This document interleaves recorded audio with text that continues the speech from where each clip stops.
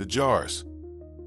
In a crooked house at the end of Hollow Lane, nestled beneath ivy and shadow, lived a man known only as the Collector. He rarely came down to town.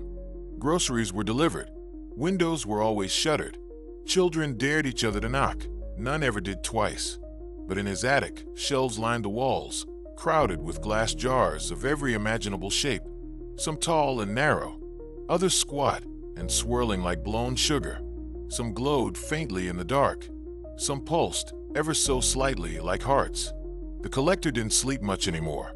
Not since he'd started hearing the voices. Each jar contained a soul. Not metaphor, not memory, actual souls. Collected over decades. Some from accidents. Some taken. He didn't label them. He remembered each one. The pleading, the last gasp, the way the light faded from their eyes and reappeared, trapped behind glass. But lately they'd started to change. Tiny cracks appeared on the jars, hairline fractures that glowed. No matter how often he checked them, new ones formed. One jar, a little teardrop-shaped thing with a soft blue tint, began to hum. He wrapped it in cloth and locked it in a trunk.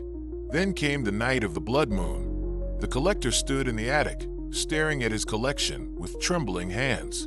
The jars were rattling softly, like teeth chattering in the cold. Then one tipped, fell, shattered. The soul inside didn't scream, it laughed. All at once, the other jars began to quake. He rushed to the shelves, trying to hold them steady. One exploded, then another. Light and shadow burst from the glass, filling the attic with a low, rumbling wail that shook the walls. When it stopped, the jars were empty, silent. He turned slowly, unwilling. 100 glowing eyes stared back. Faint whispers filled the air, all speaking his name.